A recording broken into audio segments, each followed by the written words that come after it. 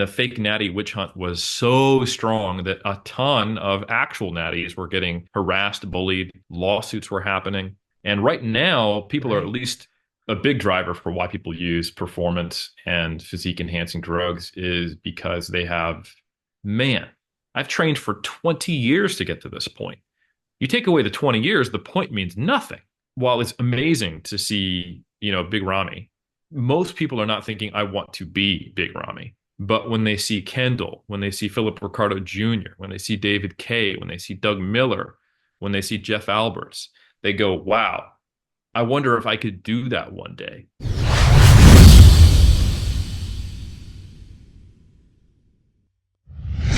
The interesting thing you were talking about before with the IFBB having ties with the World Games. I wonder if that's why they are interested in natural bodybuilding again, potentially from a business side of things, if that's what they're trying to do, maybe go back to the World Games. But I could see that being a champion of the champions, like you were talking about for natural bodybuilding, that could be a place where it could be happening potentially. But it depends on which athletes are going there, right? I don't think it's about trying to get back in World Games. I Oh, think there's money in natural bodybuilding. We often think that there is obviously enhanced bodybuilding is way bigger than natural bodybuilding. But if you were just to simply take how many people are entering all of the different true. federations and are interested in being involved in it, I actually think natural bodybuilding is bigger than enhanced bodybuilding. Now, that's not the same statement to say that the IFBB or the NPC is bigger or smaller than a different organization, but I'm talking about the market Right. because when you actually do surveys and polls, people competing in national level NPC shows, there's a lot of people on drugs, but it's not everyone. I think sometimes we think, oh, they compete NPC, they must be on gear. They might not yet be, and not everyone necessarily is. By one survey, it's less than half at a high level, like regional show are on gear. So if we're thinking 90% plus of people competing in the national organizations are actually drug free, and we're thinking, I don't know, on average, maybe half, if we look at all the different untested shows, there's way more people not taking gear than taking gear. Even though there's a lot of people taking gear, don't get me wrong. But this is the same kind of thing in powerlifting. People are going to follow the prestige. They're going to follow the professionalism. They're going to follow the accolades and how well is it taken seriously. And powerlifting, the doping has been historically just as rampant as in bodybuilding. Yet today we see the IPF, the drug-free, the drug-tested arm of powerlifting, by far the most popular and where everyone's going. And it's because in reality, in broader society, actually, especially in countries where it's illegal, finding a source and taking a controlled substance and basically increasing the barrier to entry is going to lower the numbers. Like just like classic powerlifting, where you don't need to spend close to $1,000 on the squat suit, knee wraps, and a bench shirt to compete in a sport where anyone can just grab a barbell and go into a gym and do it. It blew up once it became simply recognized by the IPF and its affiliates. Like, oh, maybe we should be doing classic instead of just doing the single ply stuff. Boom, powerlifting explodes. CrossFit is also helping all these other things. So I think it's just a smart business move. If we only have a pathway to the highest performance where everyone acknowledges I have to eventually go on a boatload of gear, we're limiting the aspirational, inspirational element of this sport. It's relegating our income to those who want to see like muscle freak shows. I think the reason why powerlifting has grown is because someone looks at it and they go, oh, he's just squatting, benching, and deadlifting. I can do that. I do that 4 or 5 times a week. And maybe I'm reasonably strong. I wonder what I could do at the Colorado State Championships, right? And while it's amazing to see, Big Ramy, most people are not thinking, I want to be Big Ramy. But when they see Kendall, when they see Philip Ricardo Jr., when they see David Kay, when they see Doug Miller, when they see Jeff Alberts, they go, wow, I wonder if I could do that one day. And that inspires them to compete. Even though, only 1 out of 100 people are able to get to that level, their desire to participate is inspired by that. And it's very difficult to be inspired if it requires you to break the law and invest thousands of dollars a month and compromise your health and potentially, long-term ability to have children or even your mental faculties when you're talking about the dosages, the time spent, the polypharmacy, and the lack of certainty in what you're actually getting, because you're getting it from the same people who are selling meth in many cases, right? So I think when the rubber really hits the road, there are highly competitive people who will take performance enhancing drugs if that's the only pathway they can go to get to that route. But given the option to not have to do that to be competitive, and if there's a sporting culture, which there is in serious national organizations, like, hey, we're doing this drug free, I think you would see the same thing that we see in the IPF, that the drug tested side of the sport gets bigger than the enhanced side of the sport. And that's not me saying that's a good thing or that's a bad thing. I'm just observing it because I have my observation on both the strength sport and the physique sport side of it. So I think sometimes we think, well, everyone wants bigger is better. And, natural bodybuilding can never be as big as enhanced. But I just don't necessarily think that's true because of what we've seen in powerlifting and because there are far more people who love lifting weights and they're not just doing it to get as big as possible. They have an element of the journey, like we care about here. They're thinking about the long term. They want to do it for a lifetime. And you're seeing people do competitive natural bodybuilding in their 60s. You just don't see that in the enhanced ranks because of the demands. So I think there is a ripe market for natural bodybuilding when you just look at the participation levels. And that's where the money is. And if you're really smart from a business side perspective, you create a pathway for natural bodybuilders and enhanced bodybuilders. And that's exactly what the NPC is doing because it's going to make them more money. Yeah. Wow. That is incredibly well said, thought-provoking. And I think people who are getting into this, that is exactly true. If they're not trying to go the enhanced route, how many people are just in a local gym are trying to build their bodies and maybe they don't know about this whole natural bodybuilding from a competitive side of thing. I mean, I was lucky. I came across Mm-hmm. just the right channels on YouTube, the right influence, but that's not everybody. Some people get lost and they don't find it until later, right? So I think, I mean, that's helpful, obviously, like putting out more information and just having more people talk about it, I guess will spread it in the right direction, hopefully, right? But that's thought-provoking for sure. I could see like prize money being what the Olympia is on the enhanced side for natural bodybuilding. It's just unfortunately there's too many orgs, right? That's just what it boils down to. It's very complex. I have leveled a fair amount of criticism against natural bodybuilding, but we Yeah, also have to acknowledge that it is growing and that the exactly. people running the organizations, they're the ones doing it and they're providing the stages. Is it perfect? No. Is it even good right now? I would say in most cases, no. And there's a lot of room for improvement. I'm going to continue to be vocal. Sorry, but it's because I love the sport. It's Yeah. not just because I'm an ass. But I also do want to acknowledge and express my appreciation for all the good that people are doing. And going back to the whole thing of just how many people are natural bodybuilders or would want to be maybe competitively one day, I think someone might go, what are you talking about? Drug use is on the rise. Everybody's hopping on gear. I think you really need to think about numbers. Like it is true that there is far more information promoting and educating people about how to use drugs. You can just go on YouTube and there are a ton of 19-year-olds, 20, 21-year-olds who are just hopping on gear. SARM goblins is a thing, like just that term that we all know on TikTok. Like we smile and we laugh, but the I didn't fact know that that's that. become terminology is kind of sad, right? But Yeah. even then, we're talking about rates going from single digit percentages to double digit percentages. And now, oh my God, 20, 25% of people in some gyms, especially like males who are weight training, are on gear.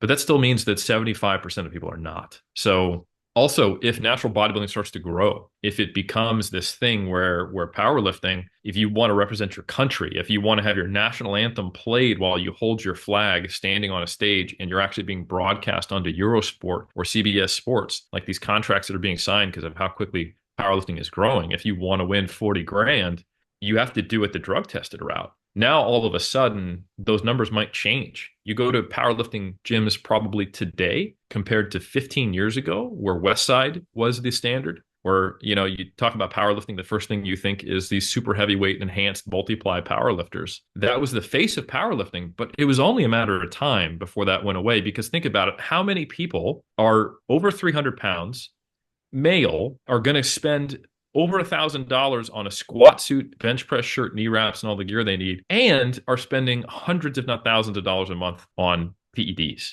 And that was the face of powerlifting. It wasn't taken that seriously. It was seen as kind of like this thing that the biker gangs did on their garages on Sunday. But now you can be a 47 kilo 19-year-old who's competing in France and you can be a world champion and never have to think about a bench shirt or a squat suit or knee wraps. So it is so much more accessible. And I think natural bodybuilding has that same potential. And I think the fact that the NPC and the IFBB see that potential and they are coming at it from a business angle, it's pros and cons.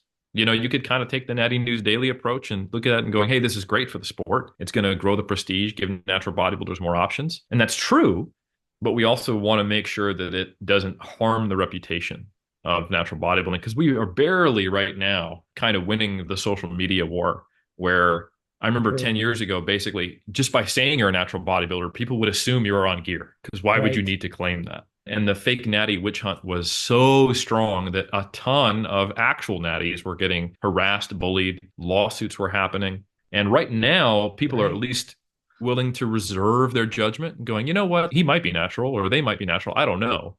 But if natural bodybuilding, quote unquote, blows up, but it's this really BS testing, and everyone is just kind of like, "Oh, we're natural." Wink, wink, nudge, nudge. We see that reputation decline, Hmm. and then I don't see us getting into world games. Then I don't see us growing. So there is such a thing as bad publicity, and I don't want to see that for natural bodybuilding. So I'm not all cheery-eyed and happy about the NPC and the IFBB coming in and making quote unquote natural bodybuilding huge unless they listen to the market and they go, okay, we'll institute polygraph testing. Okay, we'll institute off-season testing. Okay, we'll change it from basically drug-free on the day and random testing to 5 years, 7 years, something like that, and get serious about it. If they did that, then I'm willing to say it's a positive thing. But right now, I see it as a cash grab. And what degree of testing can we get away with and still call it natural? And how do we avoid too much social media backlash? And as long as it's that, then I'm not a fan. Yeah, yeah, absolutely. I definitely agree with that one. And this is like that prime example of like when Gymshark was, they were just starting out and they were using the influencers to sell their products. Well, if IFBB was doing that in the right way, then I could see this being a thing where it grows to new heights, right? Like if they were Yes. getting the new era, Dirk Emmerich on board, these kind of guys where it's like, let's use these athletes, promote natural bodybuilding in this way, put in the right drug testing protocols like you had just mentioned, and then kind of like, yeah, what Gymshark did with their clothing, right? But that's the new thing, right? The influence of but having the right influence, not the wrong influence. I know on YouTube, like you see channels where, you have big influencers talking about how they're about to hop on gear, and then how many kids now are watching that, and they're talking about it as if it's like this great thing, right? And this is not me Hmm. judging good versus bad, right? Because I don't know the context of situations that I'm referring to. This is just an example. But anything you want to add to that, by the way? Yeah, I think like things are going to get normalized in society, which you could argue have a negative impact. It's happened many, many times. It's not something we can't put the genie back in the bottle. Social media is what social media is. Drugs work, but I think we also need to be very vocal about what are the consequences. I mean, if you look at some of the research, the amount of things that people are taking it's not actually what they think they're taking, and the high rates of complications from use, the fact that there may even be detrimental effects on cognitive health with certain drugs, certain dosages, certain long-term trends. I think what needs to occur is those things need to get promoted as well. The pro, let's talk about drugs openly argument, it's much better to have people actually informed before they make a decision. And I agree with True. that, but I don't think we should pretend that influencers on random YouTube channels using the decision to jump on drugs is the same thing as actually educating the public, right? Right. This isn't the same debate that was going on in the 80s around abstinence versus sexual education, and people freaking out. And then you look at it and you're like, actually, when we have abstinence only, don't tell the kids anything, we get a whole bunch of teen pregnancies in these small town, cities in the US. Like this is a known thing if you look at the history of it. And when you actually can get condoms in the hands of people, access to birth control, sexual education courses, and an actually well-informed youth, better things happen. But let's not conflate some person trying to get more YouTube ad dollars by having, some AI generated image of them blowing up and taking gear and then doing a YouTube video on it. Like that's not educating the public. So I think it is important that we have more serious discussions about both sides, the pros and cons of using gear. And then I think people will be able to make more informed choices. And they need to be aware that if they decide to go this route, they are in many countries going, I need to find a drug dealer. Like, where's my plug? And they might try to upsell me on on meth, right? Like, did they really get this from a pharmaceutical source? Was this made in their bathtub? Is this actually this, or is it something that I would need to give to my dog in certain countries? Like, Wow. has this ever been tested in humans? Do I know what I'm doing? Should I really be getting coaching from the same person who's selling me gear? How strange that their advice is buy more of my gear from me every single time I check in. Like, that information needs to be out there. People need to know what they're really getting into. And I don't think it is. So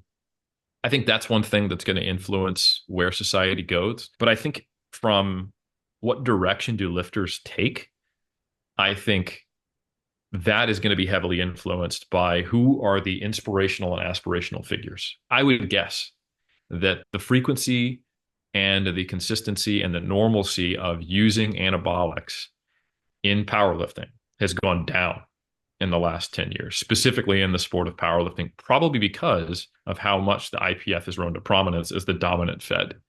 And I think we're probably seeing the opposite in the IFBB, which has been the way it's been for 30, 40 years, right? So I do think if there was this transition to where drug-free athletes who were actually believed to be drug-free by at least not maybe not even a majority, but a plurality of a decent amount of people. Even the current social media environment, where there seems to be some acceptance that there are plenty of actual drug-free people, and we can't just assume that anyone who has abs is on gear, which is honestly where it literally was 10 years ago.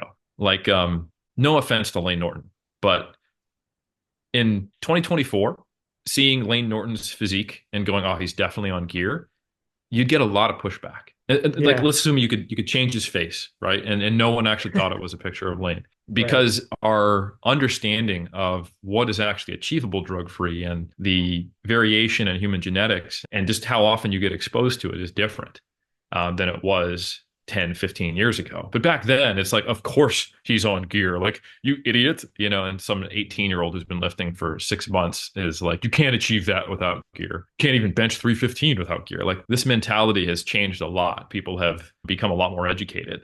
That's And it. I remember a 500-pound deadlift was suspicious activity for a normal sized male only 10, 15 years ago. And now we see 500-pound deadlifts being pulled by middleweight women in the IPF. Things have definitely evolved, and they can de-evolve. And I think that's just something we need to be aware of. But if actual natural bodybuilding is risen to prominence and it's able to retain at least a modicum of its integrity and respect and able to show that and display that, and it's done intentionally, then yeah, I think it has a very positive impact on people getting involved in bodybuilding, recreationally or otherwise, and that we might actually see reductions in the frequency and the acceptance of drug use, because people are like, actually, no, it'd be cool one day. Maybe I do want to go compete in the world championships, or I want to go compete in this sport because I'm actually inspired by these natural bodybuilders.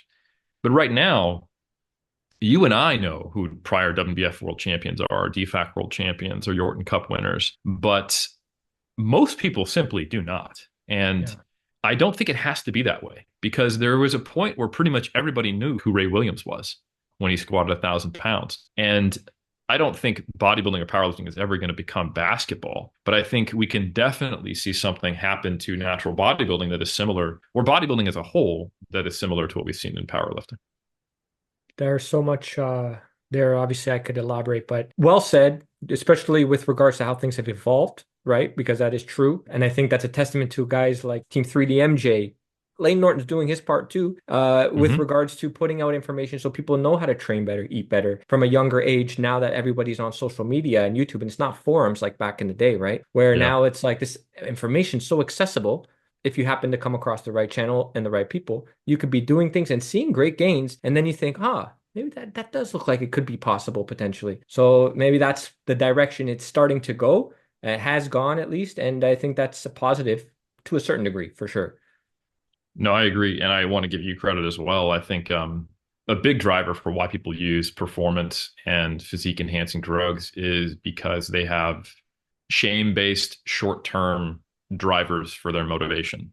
They're doing it for the wrong reasons, to put it in colloquial terms. But talking about longevity, like longevity muscle, or to give ourselves a little bit of credit, 3D muscle journey, being able to talk about it as not only a sport, but an art, being able to, focus inward and get all the other benefits that you learn in the weight room as lessons, or you learn in contest prep, highlighting those things rather than just being like, bro, that guy's shredded. Or even, what has happened since the dawn of time, taking bodybuilders and marketing that as success or worth, or even like, this is a super sexy guy. Like, look at Arnold with the women all over him, that's been done since the start.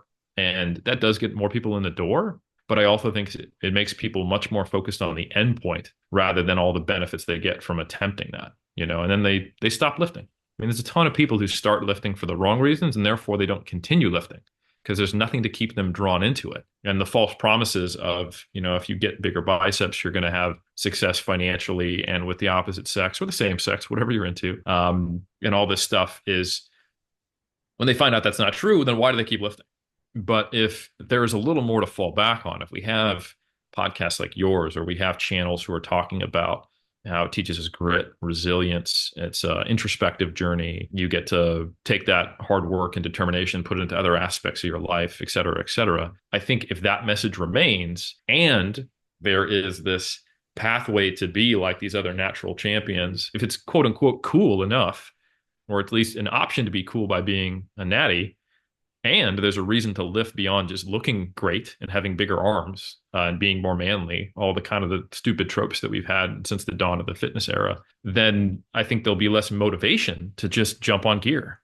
Because why would I do all this hard work if I just need to look this way to get the girl, to get the car, to get the money, to be successful, to get the followers, and to be sitting at the cool kids table? But if it's not about the cool kids table only, then we actually have a chance. But unfortunately, we promote weightlifting as a way to be at the cool kids table, regardless of whether it's enhanced or not. Just have a good physique and now you can be accepted. And if you don't have it, then you don't have worth. You won't be successful. You won't have success finding a mate, et cetera, et cetera, et cetera. So honestly, I think if we really want to get existential with it, that's the issue, not whether people are jumping on gear or not. Because the question is, why is gear attractive? Because it gets you to that endpoint faster. Right. Right.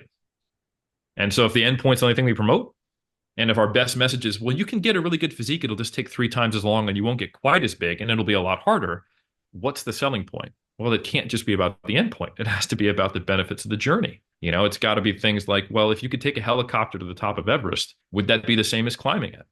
Well, I guess not. Like that's the type of thing that we have to think about. That's a good example, actually, because ultimately, I mean, even the smallest things might sound ridiculous, but like when I've just finished editing a video or done something for the magazine, we got the Longevity Muscle magazine now, and I just finished editing it, and then I post it, and I think, man, that was hard, but I'm done, and I feel good about it. No different than a workout, right? To be honest, the things that we remember and that give us a nostalgic sense of times in our lives, which gives us a sense of meaning and accomplishment. And now I'm really showing my age as someone who's 41. It's not the moments where you stand there, the champion. Those give you an intense, quick hit of dopamine. It's great, but then it fades. But when you look back and you go, what did I do to get here? Man, I've trained for 20 years to get to this point. You take away the 20 years, the point means nothing. So it's hard to communicate that. It's hard to popularize that. It's hard to even know that until you've reflected on that time. So I don't think that's necessarily an easy marketing message by any means, but I think it at least needs to be talked about because people start to learn that really quickly. They put in a year in the gym, and their second year, oh my God, I don't have any more newbie gains. Why is it taking me twice as long? And if you stick with it, it's often because you get a deeper connection and because you busted your ass to get a quarter of the gains you got in your first year. And those gains actually mean more, even though they were a quarter of what you got the first year, which means it's not just about the outcome. It's about what you did to get there. And I think you start to learn that just by osmosis if you stick in the game long enough training. And I think the decision to hop on anabolics early on, it kind of delays that emotional growth. It just kicks the can down the road. Like I want to keep getting that dopamine hit that I got from my newbie gains forever. And even that will run out. And that's when you kind of hear about these people who are really just like, they feel stuck. They're on a boatload of gear. They don't know why they're doing it anymore. They look in the mirror. They don't recognize their body. And they also don't recognize the person because they made these decisions before they really even had a sense of self or values. And that's what we want to avoid. Just to kind of delay the decision to do things before you're mature enough to really think about your future self so you can fall in love with the delayed gratification and benefits of the journey.